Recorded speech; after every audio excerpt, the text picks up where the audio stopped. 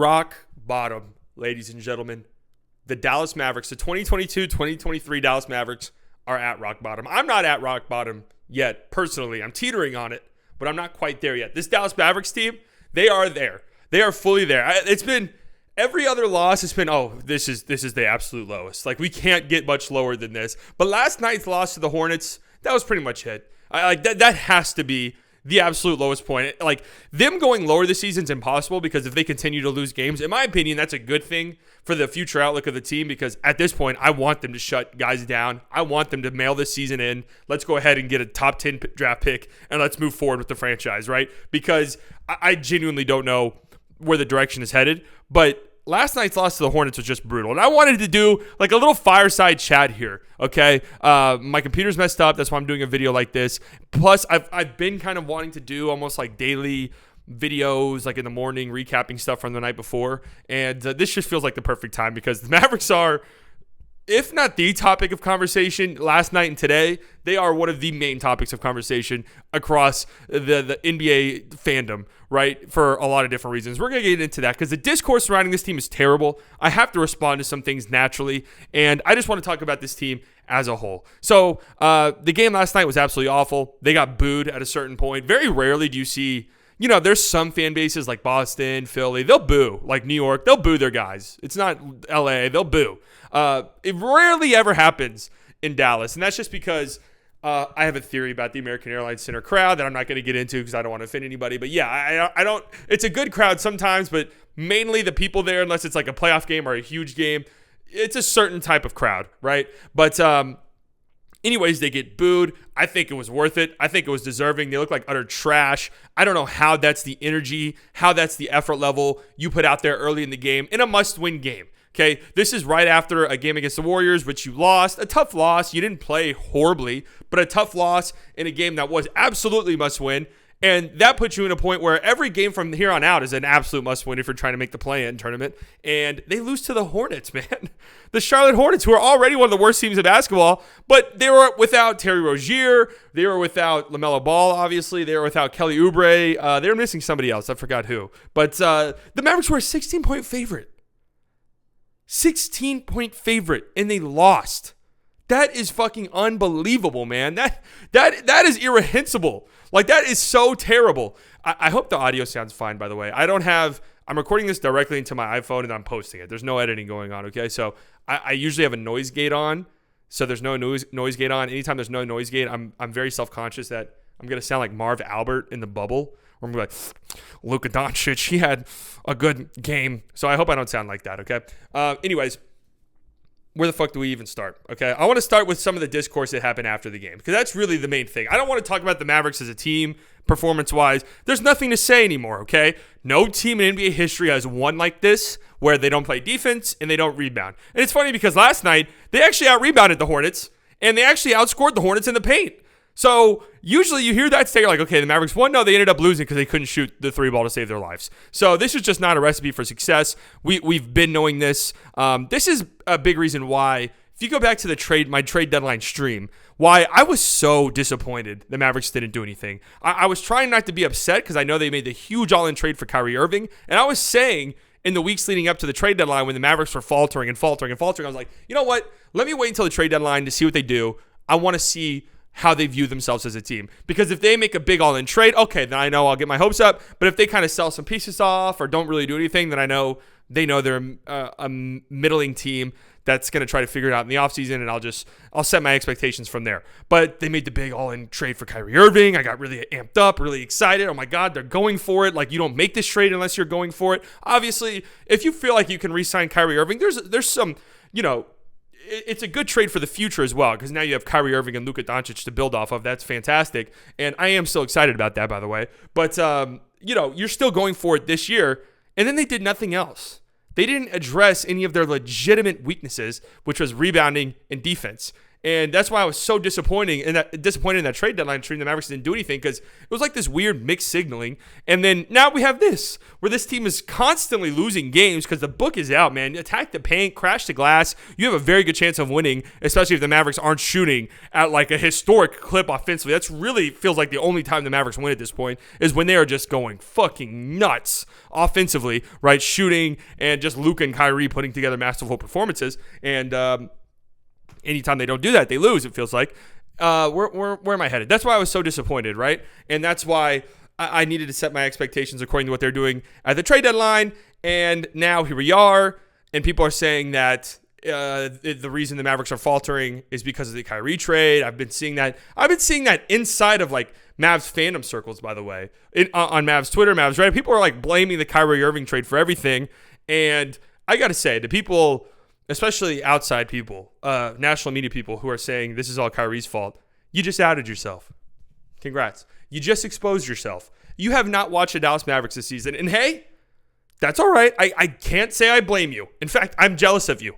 I am envious of you that you have not watched this shit team play all season long, okay? But you have exposed yourself because the problems that were plaguing the Mavericks heading into the trade are still plaguing them, all right? And that's why I was so upset at the trade deadline, because it's like, now everyone's like, see, you can't win with Kyrie. And I saw a tweet yesterday, it's like, Kyrie's going to get Jason Kidd fired. What a coach killer. What a cancer. It's like, dude, the Mavericks knew their big problem heading into the trade deadline was, we can't fucking rebound, and we can't stop anything in the paint. What are we going to do? Let's go get a 6'1" point guard. Ding, ding, ding. That solves all of our problems. I really have no clue why they didn't do anything else at the trade deadline. I have zero idea. In retrospect, in hindsight, it's easy to say, obviously, but I was saying it at the time too. But especially in hindsight, why did they not make another aggressive move? Was there just nothing there at all? There was nothing. You can't tell me they couldn't have gotten in on Vando. Like, you can't tell me they couldn't have gotten in on Pirtle or something, because it doesn't make any sense. Unless they really thought Maxi Kleber was going to straight up save the season single-handedly once he came back from injury. Okay? I'm rambling now. I don't even know where I was headed with this. The post-game press conference stuff was terrible. Kyrie had some comments about the fans booing, which I really don't give a shit about. People are freaking out about it. Now Kyrie's under the spotlight. Every time he says anything, every time the Mavericks lose, it's this trade was a disaster, this trade was a disaster. No, the trade was not a disaster. And I'm still confident the Mavericks, or hopeful at least, the Mavericks can bring Kyrie back in the offseason. And if they do that, then they got a nice little build. They have two nice building blocks in Luka and Kyrie, and then you can go forward from there. And that's fine. But the Luka stuff, Luka's comments post-games about how he's not really having fun. I'm paraphrasing. He's not really having fun, and there's stuff going on beyond the basketball court. And it was insinuated that it was like personal stuff with him and stuff going on in his personal life, which led to some very interesting and crazy responses. Anytime this happens, people are so fucking annoying with the stuff they say. My favorite. This is my all-time favorite thing people say, right? Oh my God. If I didn't feel like showing up to work at my job, I'd get fired. Oh, if I was sad on the job, I'd get fired. Guess what, man? You're not in the fucking NBA. Okay? Newsflash. You're not in the NBA.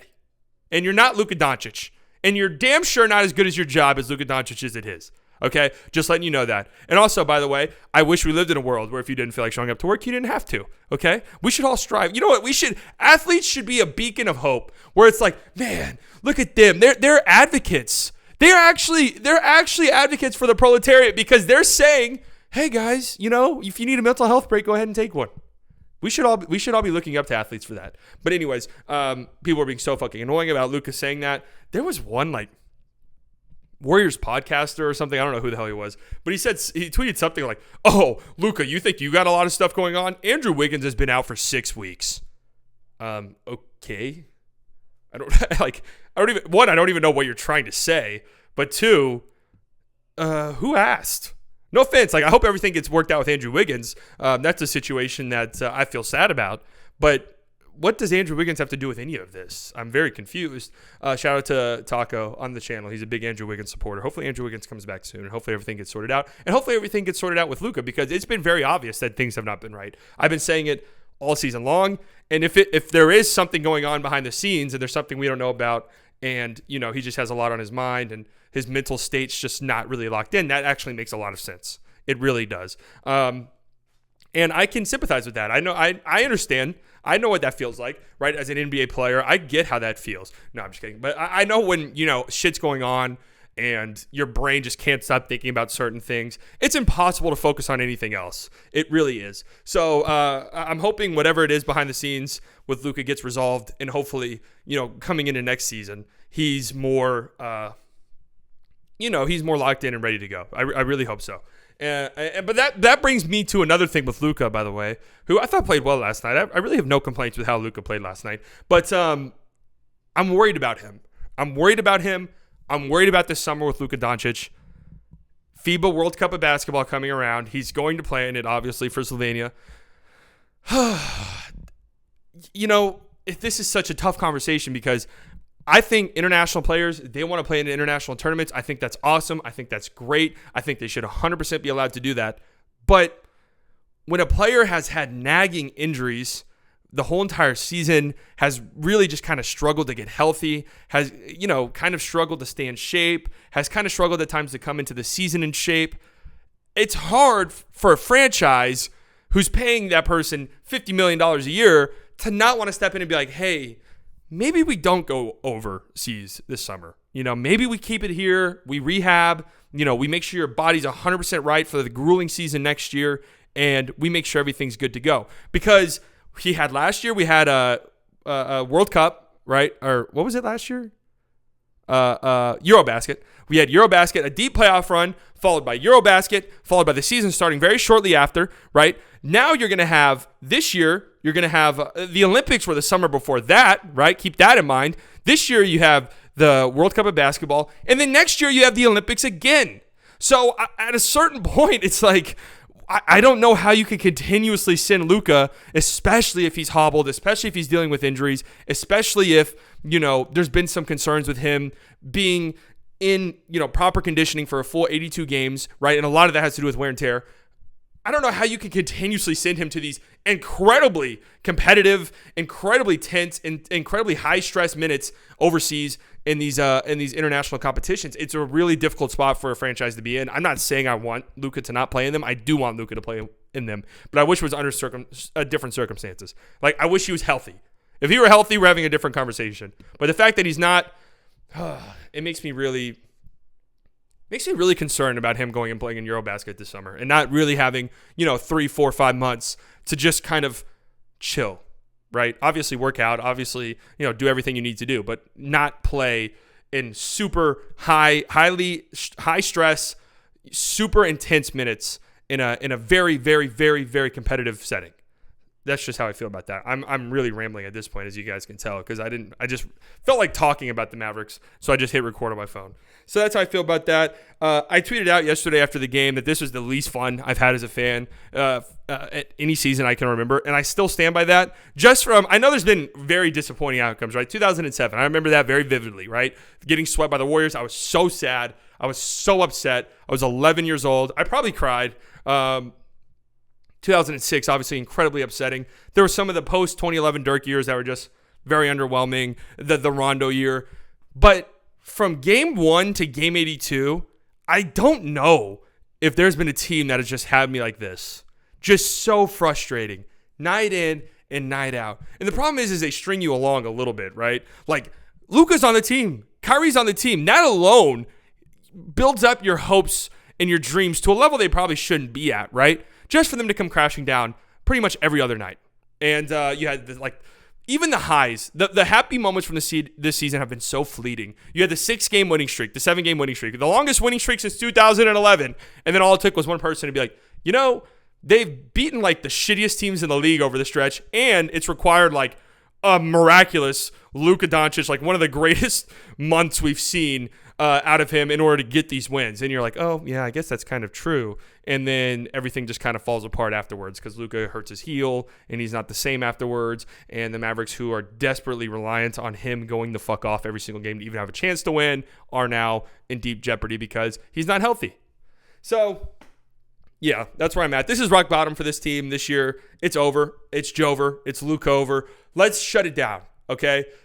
rest Luka for the rest of the season. Give him an absence if he wants. Like if he's got some serious shit going on, give him a leave of absence, man. Let him just go deal with whatever it is he has to deal with. I would be more than okay with that. Shut Kyrie down. Kyrie's dealing with plantar fasciitis. That's what people were saying. Shut him down for the rest of the season. Let's give Jaden Hardy the green light to shoot 35 times a night. Let's close this thing out on a 9-game losing streak. Let's get the 7th pick in the upcoming draft, and let's go from there.